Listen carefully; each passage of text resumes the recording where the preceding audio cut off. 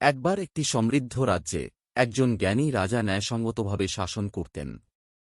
একদিন এক চোর তার ক্ষুধার্ত পরিবারকে খাওয়ানোর জন্য রুটি চুরি করতে গিয়ে ধরা পড়ে। রাজা তাকে কঠিন শাস্তির আশায় প্রাসাদে ডেকে পাঠালেন। চোর রাজার সামনে দাঁড়ানোর সাথে সাথে তিনি ব্যাখ্যা করলেন, আমি হতাশায় চুরি করেছি। আমার বাচ্চারা ক্ষুধার্ত এবং আমার কাছে অন্য কোনো উপায় ছিল না। রাজা লোকটির দুর্দশা দেখে অনুপ্রাণিত হয়ে রাগের পরিবর্তে করুণা দেখানোর সিদ্ধান্ত নেন। তিনি বললেন, শাস্তির বদলে আমি তোমাকে সাহায্য করব।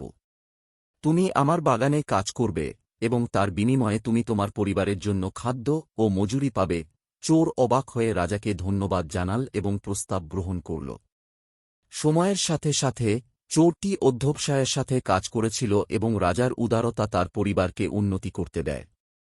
চোর কঠোর পরিশ্রম এবং সততার মূল্য শিখেছে, তার জীবনকে সম্পূর্ণরূপে বদলে দিয়েছে। একদিন তিনি প্রাসাদে ফিরে এসে বললেন, আপনার দয়া আমাকে বদলে দিয়েছে।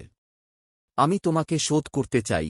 রাজা হেসে উত্তর দিলেন, তোমার সৎ কাজই শ্রেষ্ঠ শোধ। আসুন আমরা অন্য যারা অভাবী তাদের সাহায্য করি।